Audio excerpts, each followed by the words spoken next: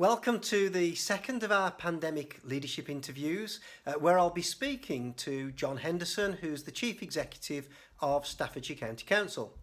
If you missed my interview with Trevor McMillan, or if you wanted to watch the previous lunchtime guest speakers, you can catch up with the Keele University YouTube channel on the playlist Leadership, Complexity, Inclusion. Now, the interview today was recorded on MS Teams, and the quality of the video and audio isn't always great, but hopefully the content more than makes up for it. Thanks for joining us.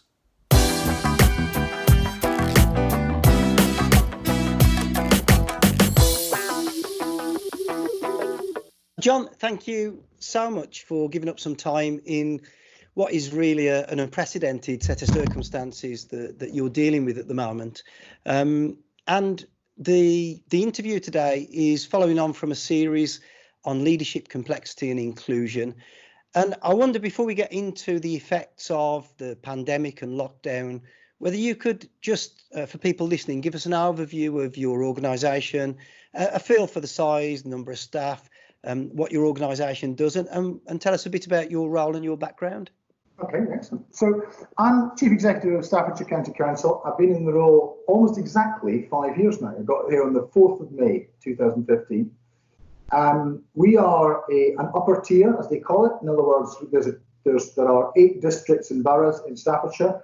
And what that means is that we do an assortment of the larger things like highways. We do waste disposal, not collection. But the really big thing we do is people services. So we look after all the children who are abused and neglected, we look after the disabled, and we look after the frail elderly. In financial terms, we also do schools. How could I forget schools? But of course, most schools, or half schools now, are academies, and schools are self-governing in many ways. Financially, we're a £1.1 billion business, but about 550 million of that is schools. So therefore, we're about a 500 to 550 million pound is our revenue budget. Our capital budget is about 130 million, and that tends to be spent on things like schools and roads and big capital projects like that. We employ full-time equivalent about 4,500 people, but we commission, we pay the salaries probably of another 30,000 in Staffordshire, which makes us one of the biggest employers in Staffordshire. And when you start getting into things like care, etc., like that, social care, that's a huge amount. We probably spend about 70% of our money on 2% of the population. I'm being honest. That's a statistic that shocks a lot of people, because basically there are about 15,000 people who have really complex needs and very expensive needs, and it starts at things like a looked after child. Probably costs on average about £50,000 a year to keep a child in care. Even that's a basic thing like paying for foster carers and all the oversight and all the other things that we do with them. So it's a big old business financially. It's a big business in terms of reach. I have a joke that I use with private sector audiences and sort of outside the sector, where I talk about trying to pitch a county council to a Dragon's Den audience, and the fact of the range of what we do and how it operates. About 2/3 of our revenue budget, so of the 550 million, comes through council tax. About another 100 million comes through business rates. So we get 350 million through council tax, about 100 million through business rates, and then we get another 100 million in assorted government grants of one sort or another. So in other words, we are mostly a self-funding organisation from that point of view. My own background. I've been here 5 years. Prior to that, I was in the army for 33 years. I joined the army aged 18 because they had the best university sponsorship scheme, and always decided that I would do something else at some point. But they kept promoting me, and they kept giving me really interesting jobs. And eventually I was 50 years old and a general in Germany, and thought, I probably need to find a second career. So that's when I decided to jump. The job I was doing in Germany was a bit of a military headquarters I ran, British Forces Germany. It was a bit of a national representative diplomatic mission to the Germans, but in large part it was also local authority. So therefore, when I came to this job, I was able to kind of make the point of saying, this is what I do, here are the issues I've dealt with in Germany, and I was very, very fortunate that the council took a risk on me and took me on. And it's been here 5 years. It's been fascinating. It's I always say it's rewarding and challenging in equal measures. Sometimes it's a bit more rewarding than challenging. Sometimes a bit more challenging than rewarding. But you know what? It's one of those jobs that gets under your skin, and you really do see the good things you're doing and the good things your people are doing, and the people I work with, both elected members but also my colleagues as the officers, are absolutely fantastic people, and I do look forward to going to the office, even in the current environment where we don't go to the office that much. Well, of course, going to the office has changed in the last few months. Before the pandemic, what were the main? You've talked about quite a complex set of organisational and leadership issues that you're overseeing as chief exec of the county council. So, prior to the pandemic, what were the main challenges and dimensions of leadership in your organisation? What were the things that occupied you the most? Well, I suppose, up front, every council chief executive will tell you about money. Money's tight, and we have, probably taken the thick end of 300 million out of costs in Staffordshire County Council over the last decade. It is a fundamentally different place to what it was before. In my time, the average time every year, we've been taking 20 to 30 million out every year in terms of savings, cost reductions, and things like that. So that's a huge thing. Demand is increasing. There is no doubt about it. People are living longer, and that's a great thing. I always say this. People say people are living longer as if it's a bad thing because it's costing us more money in adult social care. But I always remind them, I'm an ex-soldier. This is the wartime generation we're talking about. These are the people who won the war for us. They kind of deserve a reasonable old age. Let's look after them in their dotage. So let's not be mean about saying they're living too long. So actually, I think that people are living longer.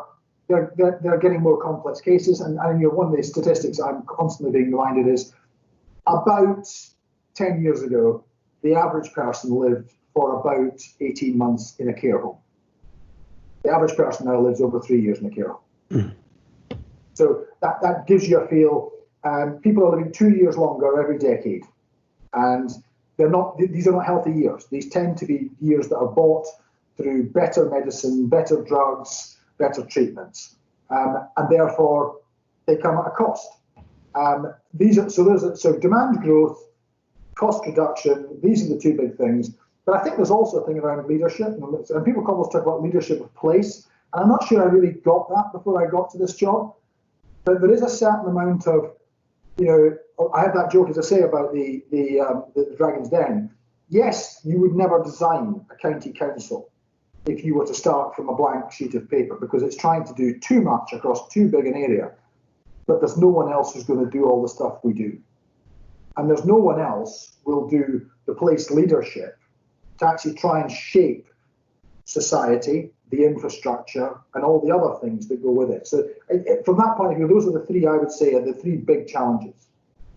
Yeah, and you mentioned about the older generation. We've just, at the time of recording this interview, we've not long had the celebrations for VE Day, so that's very relevant as well. But we had to have those celebrations in quite a different manner than maybe we would have done had COVID-19 not come around. So let's move on to that. And before we started the interview, we were catching up a little bit and talking about how the response to COVID and the sort of crisis element of that has drawn upon maybe some of your leadership training, because you were you say you were a general, and you said that quite quickly, but that's a very senior rank in the army. So you had quite a significant amount of leadership development before taking on the job.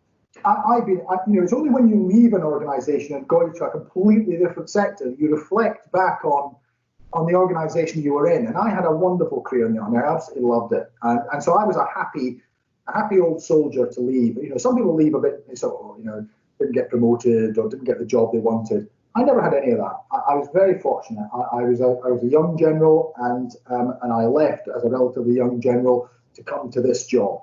And but I look back on it and I just realise how lucky the armed forces are. I mean, there's no other organisation in the country, and probably around the world, there's no other sector around the world that can match the training and education that military forces put into leadership. Now, I did a quick sort of cigarette packet, sort of, not that I'm a smoker, but, you know, sort of just quick sort of thing of how much time I'd spent being taught to be a leader.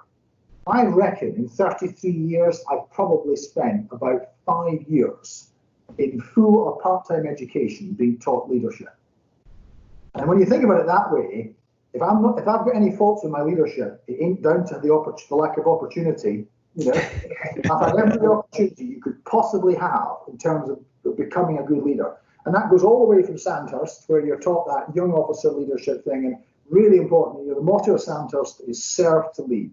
You're there, and the army has always adopted this servant leadership idea. You're here, you know, the idea of Sandhurst, strange enough, for people not been through it, they're quite shocked when you hear this.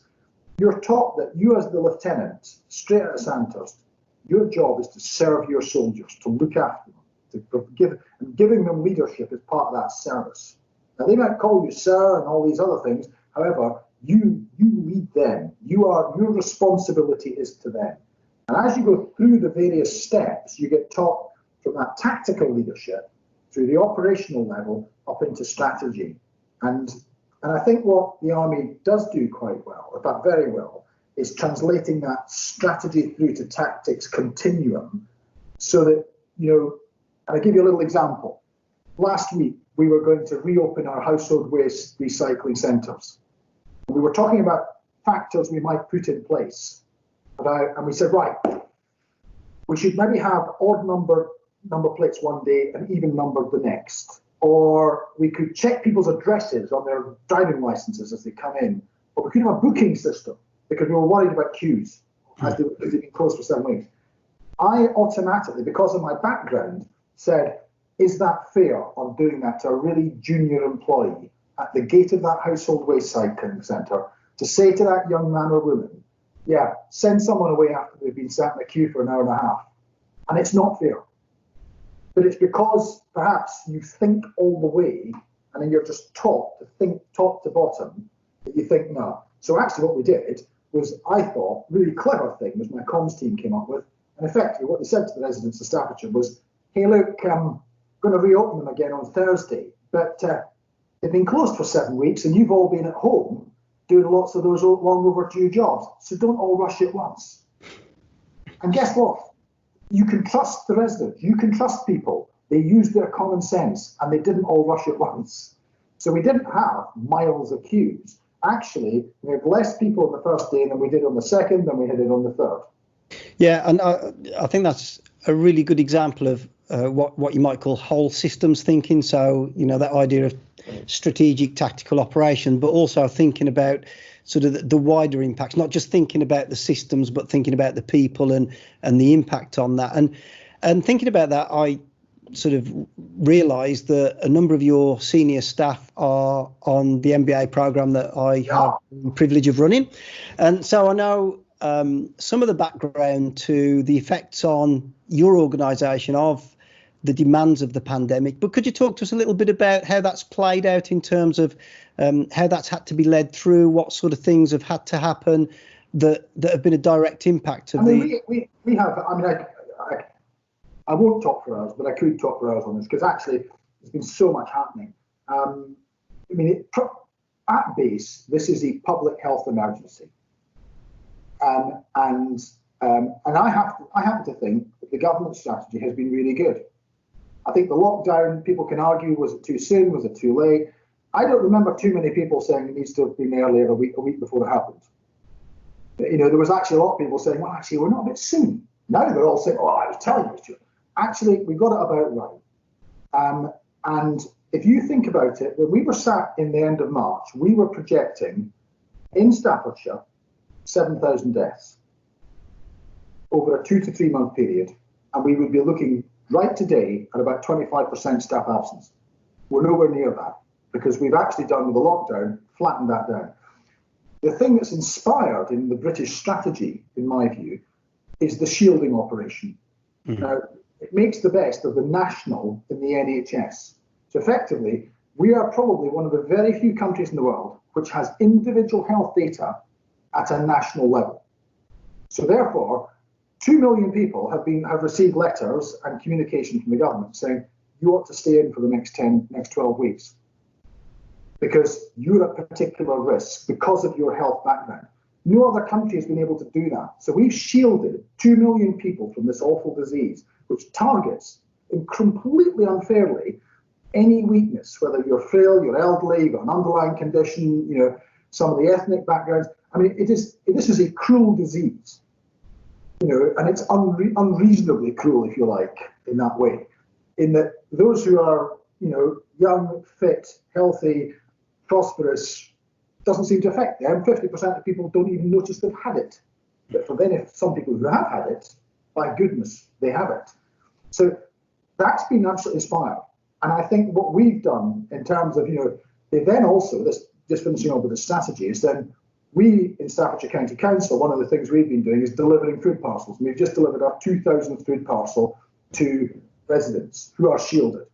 Now, they're pretty basic 1-week ration boxes. But what they are for people who basically have no one else out there and cannot get to the supermarket or cannot get online to book a supermarket slot or whatever it is. This is to get them through for a few days, for a week, until they can get proper food in and sort themselves out. But we've also been doing an awful lot of work around that. So that's been one aspect of work, which is completely new. We've taken over the county showground up at Stafford, just outside Stafford, which is the Staffordshire and Birmingham Agricultural Society, and we're running it effectively as our ops base. Rather more sort of somber thing we've also had to do is we had to build a mortuary, because there was, as I mentioned, that thing about the 7,000 deaths. Now, we haven't had anything like that.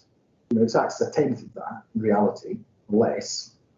Had we had anything like that, we would have needed excess death capacity, to store bodies while we were waiting to deal with them. So that was a piece of work that thankfully hasn't been needed. A bit like the Nightingale hospitals. People are saying about the Nightingale hospitals, oh, look, we didn't need them. I don't remember anyone saying that when we were building them. Everyone was going, yeah, we ought to build these, because at that point, we all thought we were going to be overwhelmed. Now, we've been working with, the biggest aspect around this has been around care homes and around care providers. And right from the start, we've got, and you realise how big an industry this is in Staffordshire. There are 598 care providers with whom we contract across Staffordshire, of whom 243 are care homes and nursing homes. We have about 7,700 care beds across the county. It is a big, big operation. And those homes have needed support from the start. One of the things I'm particularly proud of, and it was actually one of my colleagues, Becky Lee, she came forward very early on and she said, I think PPE, personal protective equipment, is going to be a focus in this operation. So Becky, I said, right, go. She said, I'm going to order quite a lot of it. And I think she ordered 10 or 20,000 pounds worth. And we all went, ooh, I said, well, okay, fair enough. Well, and the idea was that we'd hold a little stock so that if a care home or a care provider phoned us up in a panic, we could say, there you go. We've now spent over £1.5 million on PPE in the last 2.5 months. I'm so glad we did, because one of my jobs in the army was I was the logistics director for the army, and I commanded my battalion in the war in Iraq in 2003. I know what it looks like when a supply chain fails, because I had one set of body armour for every three soldiers in my battalion, and I crossed the Iraqi border with 8 rounds in my pistol. For those who are not of a military background, you would normally have 40 or 50. So I had about a fifth of the ammunition you would expect to have, because there wasn't enough around. And it just left me feeling really very much the case of, we don't feel we're being looked after. And so when it came to this was, if PPE is the important commodity, let's get it right. So we've really majored on PPE. And as I say, we've now issued, in fact, probably not today, we've issued our 1 millionth piece of PPE. And what we've effectively done is created quite a large stock, but that stock's going out as fast as it's coming in. Because we've got a large stock, because the supply is uncertain, because you're now dealing with long supply chains back into places like Turkey and China and India and places like that. Also, the usage is unstable, is uneven. So if you add uncertain supply, unstable or uneven consumption, you need stock. So that's what we've been doing in terms of that. We've worked a network of distribution through Staffordshire's fire stations, but we've also got effectively some tax. And if a care home phones up and says, look, our delivery we were expecting today hasn't appeared, we haven't got any, we're really in trouble, we will stick some stuff in a van, we'll take it round to them. Because and it's not PPE for PPE's sake, what's really important here is about the care workforce feeling supported, is that they feel their morale and their effectiveness, if you like, in my old world, their fighting spirit is maintained. And because of all those efforts and the strategic efforts in terms of the shielding and the lockdown, the care workforce in Staffordshire has been far, far more resilient than we ever dared hope or expect.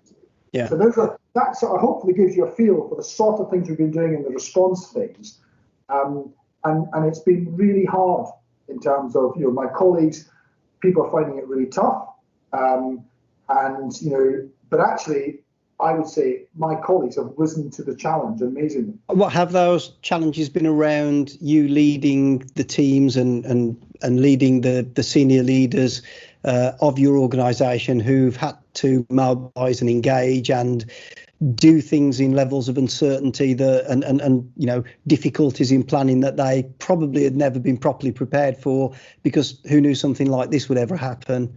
So how's that happened on the team basis? Well, I think it's about culture in terms of create a leadership culture. And, if you can get people to trust you, and I think trust and confidence are relationships. They're not one-way qualities. They're trust. And again, this is a thing of having left the army, having done all the wonderful training and education I did and experience, but now looking back on it, I've now got a different perspective on it. And I think trust and confidence are really important. And so I want my colleagues to trust me. And if I want them to trust me, the best way of me doing that is for them, is for me to trust them. Yeah. And so there's no point, but people talk about the trusted leader, and I read a lot about that, and I think it's absolutely right. I think the best thing you can do is, and I remember, as a very young officer, I was 19 years old, second lieutenant, still at university, but doing a sort of summer attachment to a tank regiment in Germany, and a really old staff sergeant. He must have been 35. Which seemed old at the time, and obviously not at all. But Staff Roberts, I remember he stood me on the shop floor, and he said, "Every soldier is working on the shop floor knows more about their job than you do." Yeah. However, and he was right, because they're all mechanics, they were technicians, they were far better at their jobs than I would ever be at their jobs. But they all look to you to solve their problems. And so that's your job as the officer. Your job is to solve their problems. So the thing is, you trust them. You don't question it. Have you done that right? Have you torqued that nut down properly? Is that done properly? Have you done this right? You assembled that correctly. The guy's been trained. You trust him. You let him do it. And then hopefully, if you do that, you earn his trust and her trust in return. The same thing with confidence. And this is where, I spent 5 years in this organization trying to do that. And it seems to work, is that if you want someone to be confident, you need to show confidence in them. Now, we want people to make difficult decisions. That's life in our job, I'm afraid. Some really hard decisions. And in the last 2 months, there's been some really hard decisions. But the thing to do, really, I think, is to say to people, I have confidence in you to make that decision. What's your thoughts? Well, I think it's this. Okay, that's good. Because I remember I once worked for an officer who was a little bit lacking in confidence. He was a very senior officer. I won't name him because he might well watch this. But he had a habit of, when something went wrong, he would shout and scream at people. And as a result, people wouldn't give him, bad news because they were worried about the reaction. And I remember, and I have a slightly sort of jokey expression I use to people. I said, how you deal with the first piece of bad news will dictate when you hear the second one. Yeah. Because if you shout at someone about bad news, they will hide the bad news away until it really is bad. Whereas if you say to someone, well, that's interesting, so if you try and hide, you go, okay, that's really interesting. What's your solution? Well, I was going to do this. Okay, go and do it. And then at that point, you build a trust and confidence in someone that they come and tell you a bit earlier and a bit earlier. And hopefully, if you get it right, they're telling you before it's gone wrong. And I think that's what, that's the whole thing I think of trusting. I think it's so important, and I think it's about creating, you can't do it overnight, because there's a certain amount of respect that comes to your position, your qualifications, but respect is absolutely earned. And you mentioned earlier around some of the problems and solving problems, and the interesting thing about problems are that there are different levels of problems, different types of problems. And again, before we started recording, we had a little chat around this idea of our normal problem solving mode in most cases would be what scholars call tame problems. They might be complicated, but there are methods of solving them. There are tried and trusted ways. We've seen those sorts of problems before.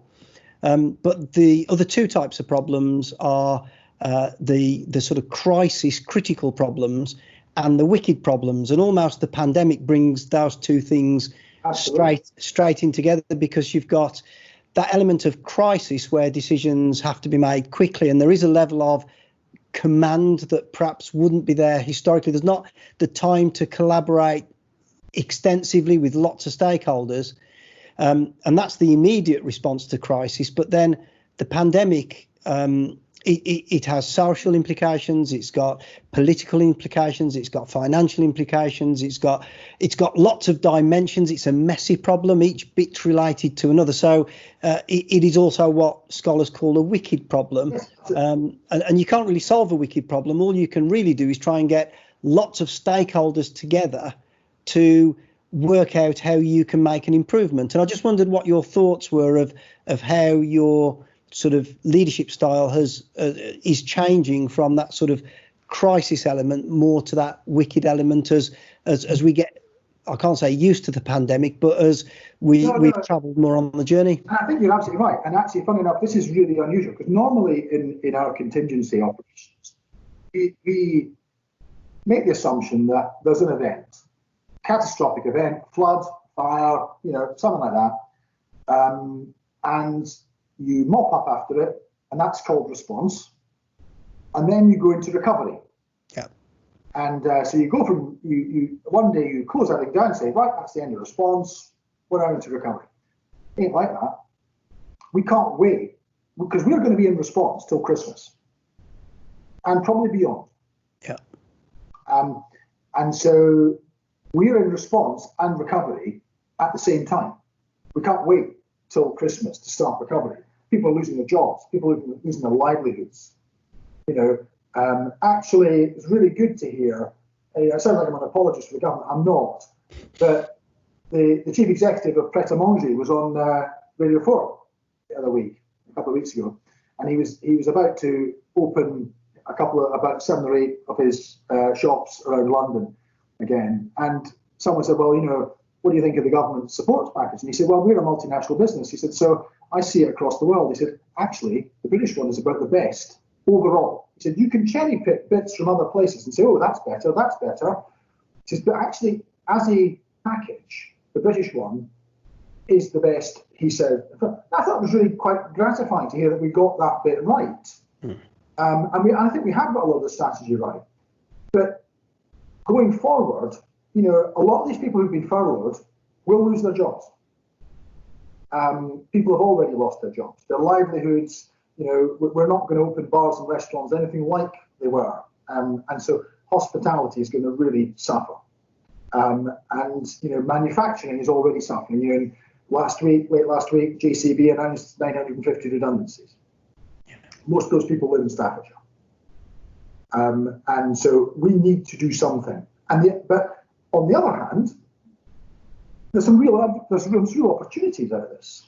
Here we are having a discussion on Teams, whereas we'd normally have done this, probably face to face in previous times. We started internally. We started a thing on smart working about 4 years ago, and we've been really pushing hard on it. We're one of those organisations that it was 5 desks for 10 people. We reduced our footprint in office space, desk booking systems, you name it. We all were working from laptops, and it was all really good stuff. But we've learned more in the last 2 months than we had in the last 2 years. And so when we go back, I've got a lot of colleagues saying to me, let's not go back to the old ways. We've streamlined a lot of processes. We're doing things differently. Let's not forget that. Let's go on. And I think that's going to be the same more broadly in society and employment. But it won't happen of its own accord. We're going to have to do something. So, for example, here we are talking digitally about the digital issues and digital means. In the past, county councils have thought in terms of major capital projects, in terms of roads, and schools, and things like that. You were talking about, before we started this, about an online MBA. Yeah. If a year ago we'd said, I tell you what, we're going to assemble the 40 best teachers in Britain and have an online academy, secondary school, we'd have all laughed. Yeah, it's a lovely idea, but we'll never get it off the ground. Yeah. There's about 3 or 4 of them running now. The Oak National Academy, I think the BBC are running one. Various other people have just pulled together. They've got an online school. So for parents who want to homeschool their children, there is now a really viable option, which is not just buying material off the internet. Now, the same is going to be the case with employment. There's going to be new businesses that are going to pop up in the service sector, probably in the manufacturing and all the other places. And I think that's really exciting. And I come back to your thing about the wicked problems. We're going to be doing all this while we're still responding to something like COVID-19, because this ain't going away. Yeah. And we might get a vaccine, but the way that viruses work is there'll be a slightly different variant in a year or two's time, and we'll be back to, so if this is the new normal, there is a very good chance that we'll be needing to manage risk around something that kills large numbers of people, which we can't treat, and then over here trying to make society a better place. Yeah, and I think that's a really important point, John. And when you were talking earlier, I was thinking, here we are talking about leadership, and that's really important. And it's really important that we learn lessons and that we understand this. But we're also talking about a situation that has caused massive devastation to lots of people. People have lost loved ones, as you say, they've lost livelihoods. They've lost loved ones, not being able to see them in the normal way that they would be able to see them, not be able to hold funerals in the way they'd normally. So there's a great degree of tragedy around this issue. And I wondered, as a leader, on a personal level, how the pandemic has impacted you in terms of, the difficulties and challenges that you've wrestled with, having to carry, the impact of something as sort of tragic and devastating as that. I mean, it's a funny thing, and I hope I can get through this without sort of being a little bit choked, but I was unusually driving out of the office to go somewhere. I was going up to County Showground to visit, and I drove past, and I wasn't thinking, my mind was elsewhere. But there's an urban or a suburban dual carriageway, and so I drove past this 2 cars, and it suddenly struck me the car behind was a large black saloon. Car in front was a hearse, and there was a coffin with a Union flag on it, and I just utterly choked up, because there was someone who'd served this country and died, and all he was getting was 3 people at his funeral. Yeah. He or she, don't know. Absolutely no idea who it was. But it was one of those moments. It's the funny things in life. Things hit you when you least expect it. And that hit me hard, because it suddenly all the numbers are dead. You're putting up a chart going, right, that's the death rate, this is what we're doing, this is that, this is that. And then suddenly you pass this and you go, that's what it's about. Yeah. And that, for me, was really hard. Because I'm not saying it could be me, but, I don't know, who was he? Who was she under the Union flag?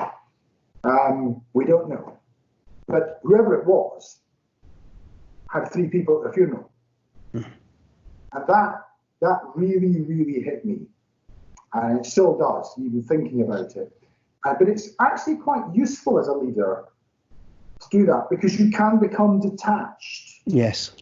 From, when you're talking about these things. And sometimes it's just quite helpful to say, at the end of all this, this is real people, have families, have lives, and all this. And you can talk about, where these deaths are, etc. But actually, I think there's a number of societal issues we need to think about. Is in terms of going forward, how we treat our elderly people, how what we do with them, etc. I do think, and actually something in local government, we've been talking about social care green paper. What does it look like? What does a good old age look like? I think these are all very valid questions for after this is over. I think but there is a certain part of saying, how long do you want to wait before having that conversation? Because part of it, you want to leave it long enough that the emotion is not completely raw.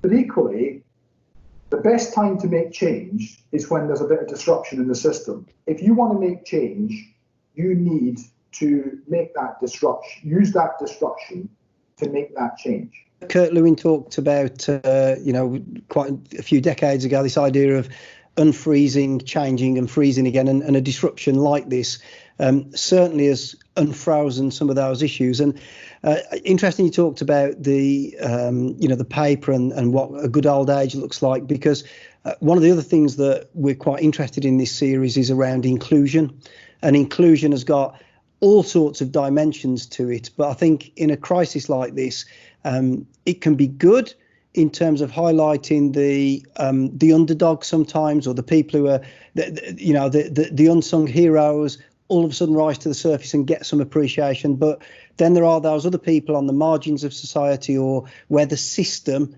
isn't geared up to really serve them in the way that it serves other people. And so I think there's some questions around all sorts of ways that we might think about inclusion going forward as well. I think you're right, and I think it's how society, it's not, it's how society views different people for their value. And I think we've been brought up short a bit in the last few weeks, the last couple of months, is that, we're probably not worshipping footballers and celebrities quite as much as we were. And we're probably saying, do you know what, that person who works in such and such, I was hearing that the bin men in some of our areas were utterly astounded when people were clapping them. Yeah. We ever clap for a bin man? Yeah. They are now. Yeah. And I think that's something that is, we're not going to say, well, you must always do that and do this forever. But if there was a little bit of a readjustment in our society about service and worth, I'm not sure that would be such a bad thing, So just finally, John, just to wrap things up, because time's moving on, and I know that you're a busy person, you've got lots to do, but I just wondered, could you share some reflections on how the pandemic has shaped your understanding and practice of leadership? Either, from one point of view, it might be things that you've learned that you didn't know before, or things that it's confirmed for you. I think I'm not sure it's changed a huge amount, because I was incredibly fortunate in the armed forces. I commanded on operations 4 times, which is unusually large number to do, and I did it twice in Afghanistan, once in Iraq, once in Bosnia, and at the various levels going on. I started in Bosnia as a company commander. I finished in Iraq in Afghanistan as a brigade commander, and so I've been very fortunate that I've done this sort of leadership in a stressful environment before. I know what a 6-month tour feels like. I know the loneliness of command, when people are asking you to make decisions. One of the things I've sort of tried to share with colleagues is to say, if you're colleagues and subordinates are wanting to offload on you a bit and share their problems with you, that is actually a measure of your effectiveness as a leader. Yeah. Because if people want to share with you and say, I'm finding this really hard, it's because they trust you. Yeah. But you yourself, and this is something that perhaps is my new learning from this, you need a place, you need an outlet. Yeah. Can't bottle it all up. And one of the things I've learned since leaving the army, and it's actually a really good thing, in the army, I would never, ever talk about my weaknesses or my vulnerabilities, because that just wasn't the culture. You know, the culture was not quite stiff upper lip, but yeah, we can take this. Oh, let's go. And actually, I learned a lot from listening to various people around, you know, what they were doing. And there's a guy called John Blakey. I don't know if you know John. Yeah. John talks about vulnerabilities, etc. And I learned a bit from that, and I thought, we were having a particularly tough time about 3 years ago in the county council. There were all sorts of things, there seemed to be everything was going wrong at the same time, and it was all a bit difficult. And I remember standing in front of my group of what we call wider leadership, so the second 2 tiers down from me, so about 30 people. And I sat and I thought, I'm finding this quite hard. You know, I don't know if you are. And there was tears, and we didn't all cry, but there was a bit of the old, oh, yeah. And actually, it was really good for me that I knew they were finding it hard. They knew I was finding it hard. And what it didn't do, which I thought it might, was people thinking I was being a bit weak. So I think that what we've learned through this is it's all right to not be okay with things. And you've got to keep going. You can't just give up and say, I'm not going to do this anymore.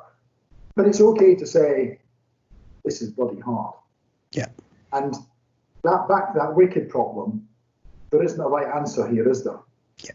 And I think that's what this is. I think in this one, there isn't a right answer. And I'm particularly hard on what I refer to as commentators who regard everything with perfect hindsight. And there's a really good quote from Theodore Roosevelt about the critic. Yes. And I don't know if you know that it says the world does not belong to the critic. It's the person down in the arena covered in dust and blood and sweat. And it's a very emotive and flashy and sort of, emotional quotation. But I do identify with it and I identify with it for my colleagues, because my colleagues are in the arena making those really hard decisions under the gaze of everyone who might think they can do a better job, but don't really want to join them. John, that's a brilliant point for me to say. Thank you so much for giving up your time, for sharing your insights and thoughts and reflections on leadership. And whatever the new normal is that we get back to, I hope you'll come and join us at Keele and come and talk to us face to face. Will do. Well, thank you very much again, and thanks so much for your call. Really appreciate it, John. Bye-bye now. Bye. Well, that concludes the second of our interviews in this mini-series. Join me next time when I'll be speaking to Neil Carr, who's Chief Executive of the NHS Midlands Partnership Foundation Trust. Between now and then, I trust that you'll be safe and well, and thank you for joining me.